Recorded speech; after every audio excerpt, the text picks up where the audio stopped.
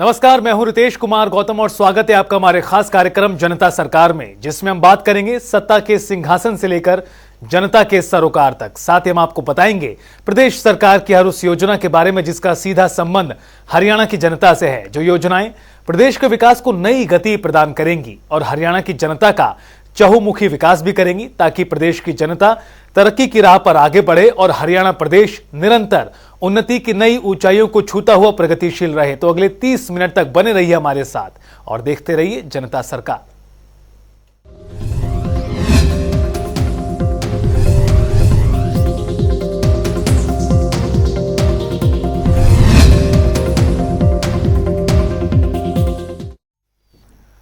हरियाणा के मुख्यमंत्री मनोहर लाल प्रदेश में नागरिकों की भलाई के लिए कड़े और बड़े कदम उठा रहे हैं, ताकि प्रदेश के नागरिक खुशहाल जीवन जी सकें, जिसको लेकर मुख्यमंत्री मनोहर लाल ने प्रेस कॉन्फ्रेंस की। और इस दौरान मुख्यमंत्री ने प्रेस वार्ता को संबोधित करते हुए बताया, जो कर्मचारी अपने शहर को स्वच्छता सर्वेक्षण में उच्च स्तर पर लाएंगे, उन कर्मचारियों को 12,000 रुपए वार्षिक प्रोत्साहन राशि दी जाएगी। क्या है आखिरकार पूरी योजना, देखिए हमारी इस खास रिपोर्ट में। पारदर्शिता के साथ काम कर रहे मुख्यमंत्री मनोहर लाल के मार्गदर्शन में प्रदेश एक विकसित राज्य के रूप में उभर रहा है। और इस कड़ी में हरियाणा के मुख्यमंत्री मनोहर लाल ने गुरुवार को प्रेस कॉन्फ्रेंस की, जहां मुख्यमंत्री ने अपने संबोधन में बताया कि गरीब परिवारों के लिए दयालु स्कीम 1 अप्रैल को शुरू की गई थी। इसके तहत जिनकी आय सीमा 1,80,000 से कम होती है, उन बीपीएल परिवारों में व्यक्ति की मृत्यु होने पर मुआवजा दिया जाता है। और इस योजना के तहत गरीब परिवार में 6 साल से 60 साल के बीच मौत होने पर अलग अलग राशि दी जाती है। इसमें अभी 1,964 लाभ पात्रों को 75 करोड़ रुपए दिए जा चुके हैं। मुख्यमंत्री ने बताया कि जहरीली शराब से मरने वाले 11 लोगों को भी दयालु योजना के तहत पैसे ट्रांसफर किए गए हैं। तो दयालु स्कीम में जैसा आपको जानकारी दी थी कि 1 अप्रैल से हमने एक नई स्कीम शुरू की थी।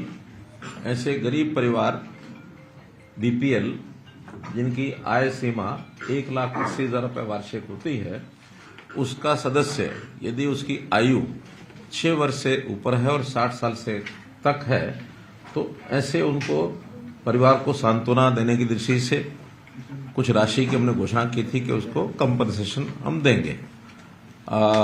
विशेष तौर पर जो कमाने वाला व्यक्ति है, खास करके जिसकी आयु 25 साल से ऊपर और 45 साल तक है, उनको सर्वाधिक 5 लाख रुपया हम कंपनसेट करते हैं। बाकी सबका आयु के हिसाब से 1 लाख, 2 लाख, 3 लाख, ऐसा भी वो सारी योजना आपको पता है। इसमें अभी तक पहले 1964 लाभ पात्रों को हम 75 करोड़ रुपया उनके बैंक खातों में डाल चुके हैं। और आज एक अन्य किश्त 44 करोड़ 48 लाख रुपए 1159 ऐसे व्यक्ति के उनके परिवार के खाते में ये हम डाल रहे हैं। इसके साथ ही मुख्यमंत्री मनोहर लाल ने प्रेस कॉन्फ्रेंस के दौरान शहरी क्षेत्र के सफाई कर्मचारियों के लिए भी घोषणा की। उन्होंने कहा कि जो कर्मचारी अपने शहर को स्वच्छता सर्वेक्षण में उच्च स्तर पर लाएंगे, उन कर्मचारियों को 12,000 वार्षिक प्रोत्साहन दिया जाएगा। ये पैसा कर्मचारियों को 4 किस्तों में मिलेगा। मुख्यमंत्री मनोहर लाल ने कहा कि निकायों के सफाई कर्मचारियों को दी जाने वाली प्रोत्साहन राशि भारत सरकार की ओर से कराए जा रहे स्वच्छता सर्वेक्षण के प्रदर्शन के आधार पर दी जाएगी। साथ ही किसी एक साल में हुए स्वच्छ सर्वेक्षण के दौरान निकायों के प्रदर्शन के आधार पर अगले वित्त वर्ष में दिए जाने वाले प्रोत्साहन की श्रेणी तय की जाएगी।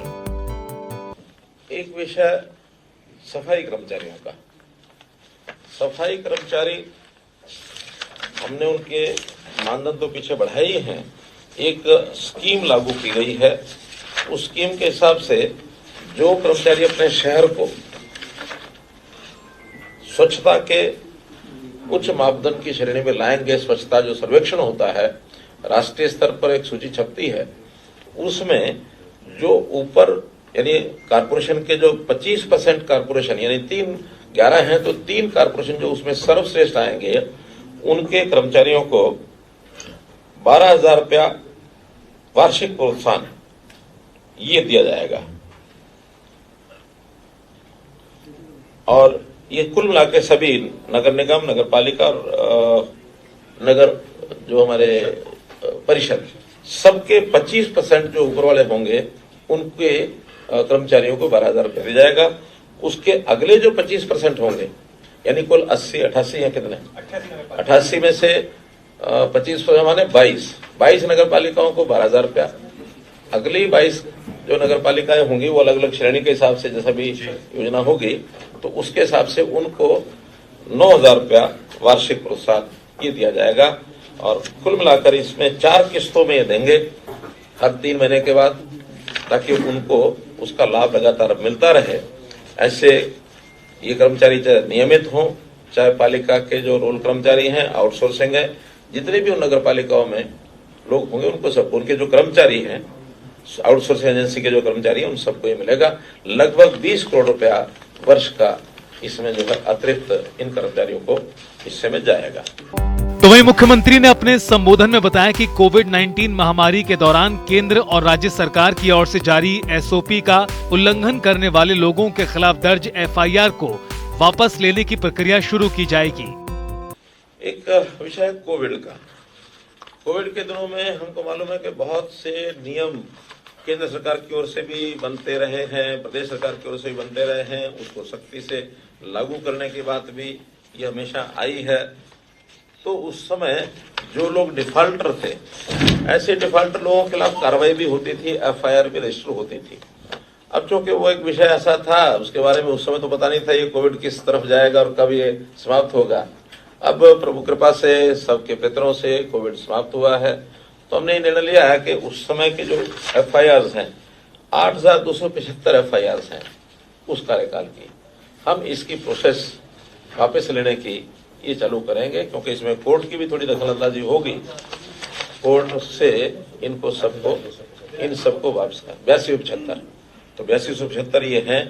और इसमें भी अगर संख्या के हिसाब से जो बड़े जिले हैं, बड़े जो जिले हैं उसमें गुरुग्राम है 1030, झज्जर 814, फरीदाबाद 765, करनाल 545, रोहतक 646। और जो लोग उस समय अरेस्ट हुए थे, बाद में उनके सबकी जमानत हो गई है, वो अरेस्ट हुए थे 14,127 लोग। हाँ, तो एक प्रकार से इतने लोगों से को ये राहत मिल जाएगी, जिसमें अंडर इन्वेस्टिगेशन भी है, ट्रायल भी है, कुछ तो उसमें बल्कि कन्विक्टेड भी हैं, छोटी मोटी सजा हुई होगी उनको, हाँ, या जुर्माने हो गए होंगे, उन्होंने भर दिया होगा।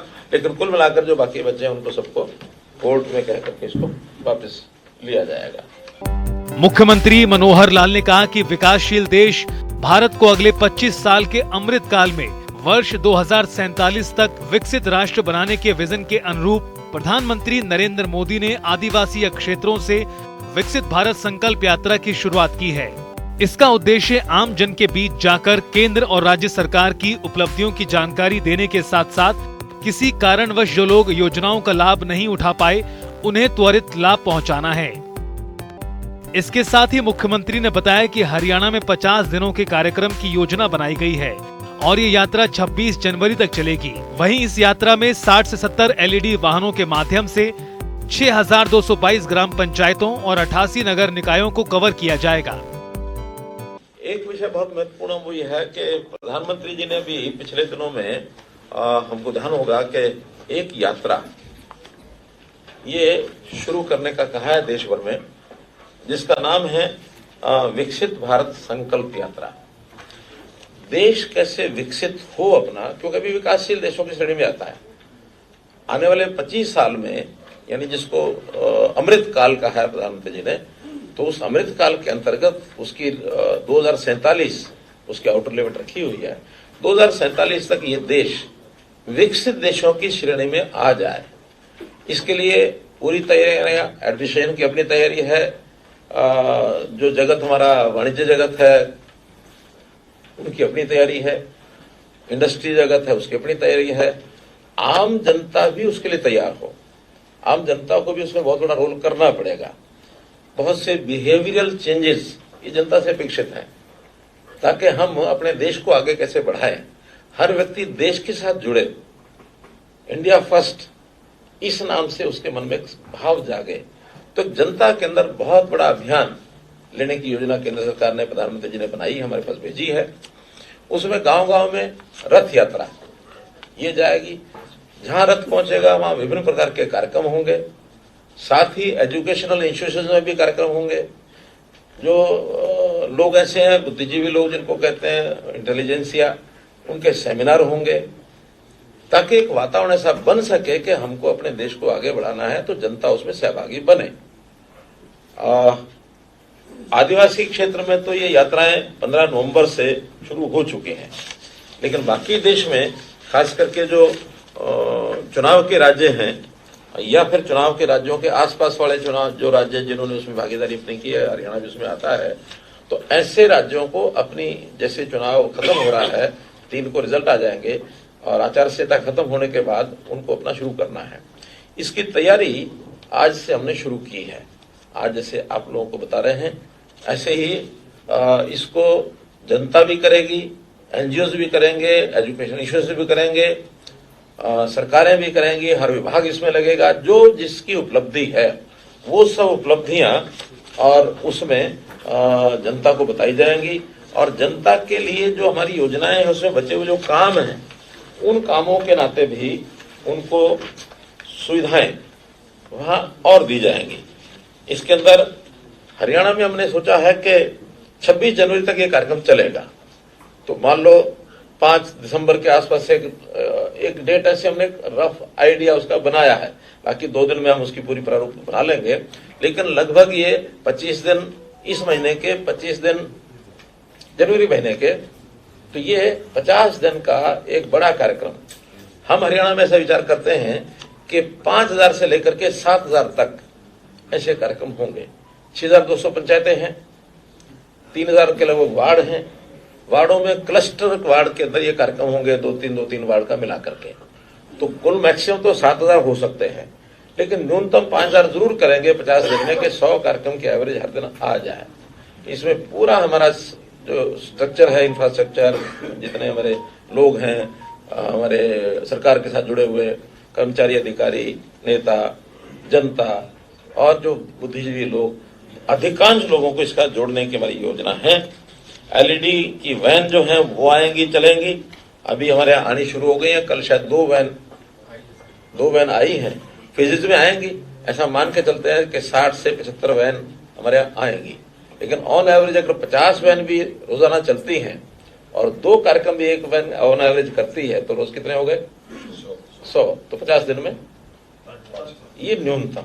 इससे ऊपर हमारी कितना संसाधन हमारे पास, यानी इंफ्रास्ट्रक्चर होगा, वैन्स कितनी होंगी, कितने कार्यक्रम बनेंगे, वो सारा जानकारियां आपको बाद में अलग से बताई जाएंगी। इस मौके पर मुख्यमंत्री के मुख्य प्रधान सचिव राजेश खुल्लर, मुख्यमंत्री के प्रधान सचिव वी उमाशंकर, शहरी स्थानीय निकाय विभाग के आयुक्त एवं सचिव विकास गुप्ता, कई अधिकारी मौजूद रहे। ब्यूरो रिपोर्ट, जनता टीवी।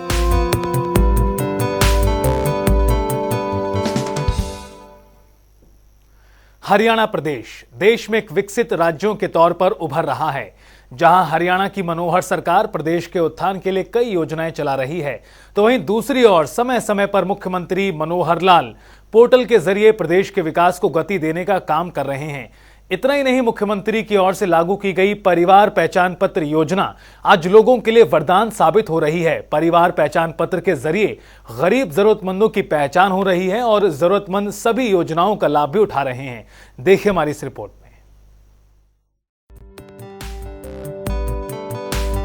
हरियाणा को एक विकसित राज्य के रूप में स्थापित करने की दिशा में मुख्यमंत्री मनोहर लाल निरंतर कदम बढ़ा रहे हैं। पिछले 8 सालों से हरियाणा सरकार पारदर्शिता के साथ प्रदेश और प्रदेशवासियों के हित में काम कर रही है। मुख्यमंत्री मनोहर लाल गरीब और जरूरतमंदों के हित में कई योजनाएं लागू कर चुके हैं, जिसमें से एक है परिवार पहचान पत्र योजना। इस योजना के जरिए नागरिकों को सरकारी सेवाओं का लाभ मिल रहा है। इसी कड़ी में मुख्यमंत्री मनोहर लाल ने कहा कि हरियाणा देश का एक ऐसा राज्य है जहां विकास को व्यक्ति के साथ जोड़ा गया है और व्यक्ति के साथ परिवार की पहचान कर इसे और पुख्ता बनाया गया है। इसमें परिवार पहचान पत्र सबसे सशक्त माध्यम साबित हुआ है। इससे न केवल अंत्योदय परिवारों को चिन्हित कर उन्हें विकास योजनाओं से जोड़ा गया है, बल्कि उन्हें इन योजनाओं का लाभ भी समयबद्ध तरीके से उपलब्ध करवाना भी सुनिश्चित किया गया है, जिसको लेकर मुख्यमंत्री ने कहा कि प्रदेश सरकार का उद्देश्य है कि अंत्योदय का कल्याण सबसे पहले हो। इसी को ध्यान में रखकर सरकार ने सूचना प्रौद्योगिकी के माध्यम से ऐसे सॉफ्टवेयर विकसित किए हैं जिससे समग्र प्रदेश का डाटा एक जगह उपलब्ध हो पाए। परिवार पहचान पत्र कि पूरे हरियाणा की आबादी का परिवार के हिसाब से उनके हर सदस्य का एक डाटा कैसे हम रख सके ताकि हर किसी का कल्याण करने के लिए सरकारी योजनाएं बनाई जा सके, चाहे वो छोटे बच्चे 0 से 5 साल के हैं, चाहे 5 से 18 स्कूल गोइंग चिल्ड्रन हैं, चाहे 18 से 25 हायर एजुकेशन का लेवल है, चाहे 25 से 60 उनको एम्प्लॉयमेंट के नाते से उनकी अपनी आजीविका परिवार चलाने के नाते से है, और चाहे 60 साल के बाद आयु के लोग हैं जिनको अपनी एक सोशल सिक्योरिटी चाहिए, वो भी हमने अलग से उसके ऊपर ध्यान दिया है। और ये पांचों वर्ग जैसे मैंने बताया आयु के हिसाब से बांट करके हमने अलग अलग विभागों के जिम्मे काम लगा रखे हैं कि भाई आप इस एक आयु वर्ग की पूरी देखरेख करेंगे। आज के आवश्यकता के हिसाब से आज के तरीकों से इसको 5 हिस्सों में बांट दिया है और उसी में हर विभाग का काम WCD 0 से 5 साल, 5 से 18 स्कूल एजुकेशन, 8 से 18 से 25 हायर एजुकेशन, 25 से 60 एम्प्लॉयमेंट के बाद 60 के ऊपर सोशल जस्टिस डिपार्टमेंट। तो एक प्रकार के सारे काम उनके माध्यम से किए जाएंगे। कोई भी व्यक्ति समाज का ऐसा न बचे जिसको कोई तकलीफ है और उसकी हमारी योजना नहीं बनी उसका तकलीफ को दूर करने के लिए। तो यथासंभव हर नागरिक की चिंता करना, ये हम इस परिवार पहचान पत्र का जो एक हिसाब किताब है इसके माध्यम से करेंगे। काफी शुरू हो गया है, काफी आगे बढ़ेंगे। मुख्यमंत्री मनोहर लाल ने कहा कि परिवार पहचान पत्र आज प्रदेश में ही नहीं बल्कि देश और दुनिया के लिए मिसाल बन रहा है। जहां अनेक राज्यों ने PPP को अपनाने की पहल की है, तो वहीं सरकारी योजनाओं को लागू करने के लिए प्रशासन को सुविधा भी मिली है। अब बुढ़ापा पेंशन के लिए न सरपंच, न नंबरदार और न ही BDO कार्यालय जाने की जरूरत है। व्यक्ति की आय जैसे ही 60 वर्ष हो जाती है, उसका नाम बुढ़ापा पेंशन सूची में दर्ज हो जाता है और उसे आने वाले महीने से पेंशन मिलने आरंभ हो जाती है, जो सीधी लाभार्थियों के खाते में जाती है और हर महीने 2750 रुपए मिलने आरंभ हो जाते हैं। इस योजना से जहां विभिन्न सरकारी योजनाओं की अपात्र लाभार्थियों की लीकेज खत्म हुई है, वहीं पात्र व्यक्तियों को योजनाओं का लाभ स्वतः मिलना आरंभ हो गया है। यही नहीं, जाति प्रमाण पत्र, PDS सेवाएं जैसे दर्जनों सेवाएं हैं जो अब लाभार्थियों तक ऑटोमेटिक तरीके से पहुंच रही हैं। इससे जहां कार्यप्रणाली में पारदर्शिता आई है, वहीं योजनाओं का लाभ भी सुनिश्चित हुआ है। मुख्यमंत्री ने कहा कि डाटा को फुल प्रूफ बनाने की अनेक चेक और बैरियर लगाए गए हैं ताकि कोई भी व्यक्ति इस डाटा से छेड़छाड़ न कर पाए। समय समय पर इस डाटा का सुरक्षा ऑडिट भी किया जाता है। इसके अलावा डाटा अपडेशन इसके निरंतर प्रक्रिया है। मुख्यमंत्री ने कहा कि समय समय पर प्रशासन की ओर से कमेटियों द्वारा न केवल डाटा की जांच पड़ताल की जाती है बल्कि कोई त्रुटि पाए जाने पर उसे अपडेट भी किया जाता है। उन्होंने कहा कि प्रदेश के ऐसे 68 लाख परिवार हैं जिन्होंने अपने परिवार संबंधी सभी जानकारियों को उपलब्ध करवाया है, जिसकी बदौलत सरकार परिवार पहचान पत्र का डाटा तैयार कर पाई और इससे गरीब परिवारों की पहचान भी हुई, जिन्हें सरकार ने योजनाओं का लाभ लेने के लिए पुख्ता प्रबंध भी किए हैं। इसके साथ ही मुख्यमंत्री मनोहर लाल ने कहा कि केंद्र सरकार ने आधार कार्ड के माध्यम से सरकारी योजनाओं का लाभ आम जनता तक पहुंचाने का काम किया है, लेकिन हरियाणा सरकार ने एक कदम आगे बढ़कर प्रदेश के हर परिवार और नागरिक संबंधी डाटा की रिपोर्ट तैयार की है। परिवार पहचान पत्र के जरिए मुख्य पहचान व्यक्ति नहीं बल्कि परिवार को एक नई इकाई माना गया है। इसे ध्यान में रखते हुए एक परिवार के यूनिक ID बनाने का फैसला लिया है, जिसके आज सकारात्मक परिणाम धरातल पर देखने को मिल रहे हैं। आज दलाल और बिचौलिया संस्कृति पूरी तरह से समाप्त हो गई। साथ ही सरकार का प्रयास है कि सरकारी योजनाओं का क्रियान्वयन धरातल पर हो ताकि अंत्योदय परिवारों के चेहरे पर खुशी लाई जा सके। स्पेशल डेस्क जनता टीवी।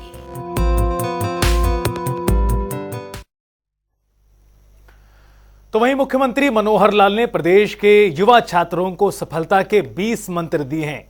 ग्राफिक्स के जरिए आपको दिखाते हैं। अपने मन की बात पर विचार अवश्य करें। कभी भी मुश्किल नहीं है कुछ भी, ये सदैव स्मरण रखें। जीवन को बाधा दौड़ समझें। किसी दूसरे के जीवन की नकल ना करें। टीम वर्क को तवज्जो दें। दिल में उमंग, मन में उत्साह और सोच पॉजिटिव रखें। नए नए काम सीखने की अभिलाषा रखें, कर्म करें, फल की चिंता ना करें, सरकार की नीतियों और कार्यक्रमों का सदुपयोग करें, सोशल मीडिया और टेक्नोलॉजी का सदुपयोग करें, किसी प्रकार की लत का शिकार ना हो, व्यवहारिक बनते हुए प्रदर्शन को और भी ज्यादा बेहतर करें। मुख्यमंत्री का अगला मंत्र सदैव प्रसन्न रहें, अर्थात निराशा से दूर रहें, सपनों को पूरा करने के लिए लक्ष्य निर्धारित करें, लक्ष्य प्राप्ति से पहले कभी भी ना रुकें, त्याग और समर्पण का भाव रखें, संवेदनाओं पर कंट्रोल रखें, जीवन में उदार प्रवृत्ति को अपनाएं, अपने मन को काबू में रखें और स्वयं पर विश्वास करें।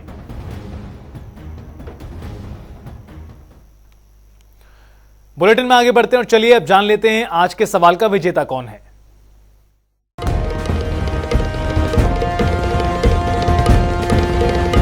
तो बात अब आज के विजेता की। जैसा कि आप जानते हैं, हर रोज एक नया सवाल पूछते हैं, सही जवाब देने वाले के नाम और तस्वीर अपने टेलीविजन स्क्रीन पर दिखाते हैं, साथ ही उसको उपहार भी देते हैं।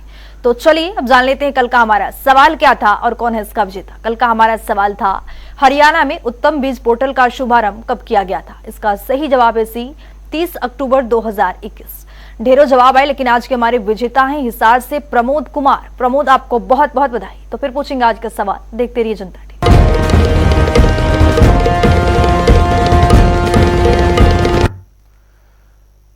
और अब वक्त हो गया आज की मुलाकात का। आज की मुलाकात में हम हर दिन नए शख्सियत से आपको रूबरू कराते हैं और उनकी कार्य प्रणाली पर नजर डालते हैं और जानते हैं वो तमाम योजनाएं जो बनी हैं हरियाणा की जनता के लिए।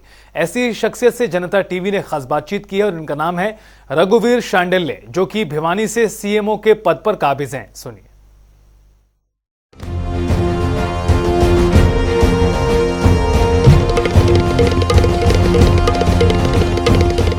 कैंसर के मरीजों के लिए स्टेज 3 और स्टेज 4 के लिए पेंशन बनाने का कार्य किया जा रहा है। इसके लिए जो हमारे भिवानी में लगभग एस्टिमेटेड मरीजों की संख्या 1700 ज़्यादा है, लेकिन अभी तक सिर्फ 150 के लगभग पेशेंटों ने रजिस्टर करवाया है। तो आपके माध्यम से मैं अपील करना चाहूँगा, जितने भी पेशेंट हैं, हीमोफीलिया के हैं, थैलेसीमिया के हैं, मस्कुलर डिस्ट्रोफी के हैं और कैंसर अदर इन जो मैंने नाम लिया, इनके अलावा जो भी कैंसर है जिनकी स्टेज और स्टेज 4 है, वो हमारे यहाँ आकर के रजिस्ट्रेशन करवाएं, ताकि उनको समय पर जल्दी से जल्दी 2750 रुपये के रूप में हर महीने सहायता दी जा सके। इनकी पेशेंटों की संख्या है, उनका एक मुख्य कारण है हमारा जो सोच है और हमारा खान पान है वो ज़्यादा ख़राब हो गया है। हमारे जो पहले हम होल ग्रेन की खाना खाया करते थे, उससे वर्जित होकर के हम पैक्ड फूड पर ज़्यादा जोर देने लगे। जो पैक्ड फूड में जो प्रिजर्वेटिव होते हैं वो काफ़ी हानिकारक होते हैं और उसका हमने सेवन जल्दी से जल्दी छोड़ देना चाहिए। दूसरे, हम जो खेतों में जो उर्वरक का ज़्यादा कीटनाशक दवाइयों का जो प्रयोग करते हैं वो भी हमने नहीं करनी चाहिए। जैविक खेती पर ज़्यादा ध्यान देना चाहिए। ऐसा नहीं, जैविक खेती गुणकारी भी होती हैं और सेहत में बहुत अच्छा फ़ायदा होता है। जो लेकिन आज के ज़माने में चाहे हम दूध पिएं, सब्जी खाएं, जो अनाज खाएं, उनमें सारे में इतना इंसेक्टिसाइड, पेस्टिसाइड और उर्वरक की मात्रा होती है कि वो जो हानिकारक होकर के जो कैंसरों की संख्या के मरीजों की बढ़ावा दे रहे हैं।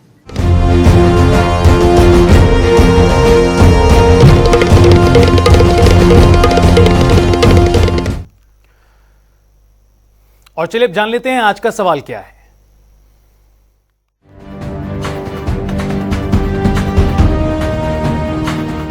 हर रोज की तरह हाजिर हूं आज का सवाल लेकर। जैसा कि आप जानते हैं, हर रोज एक नया सवाल पूछते हैं, सही जवाब देने वाले के नाम और तस्वीर अपने टेलीविजन स्क्रीन पर दिखाते हैं, साथ ही उसको उपहार भी देते हैं। तो आइए अब नजर डालते हैं आज के सवाल पर।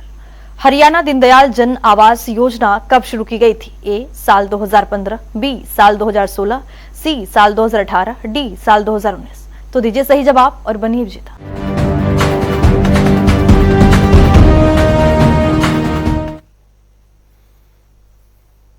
तो इस खास कार्यक्रम के जरिए हमारा मुख्य उद्देश्य हरियाणा सरकार की कल्याणकारी योजनाओं की जानकारी और उसका लाभ प्रदेश के हर नागरिक तक पहुंचाना है, क्योंकि जब प्रदेश का हर नागरिक समृद्ध और खुशहाल होगा तभी प्रदेश विकास के पथ पर आगे बढ़ेगा।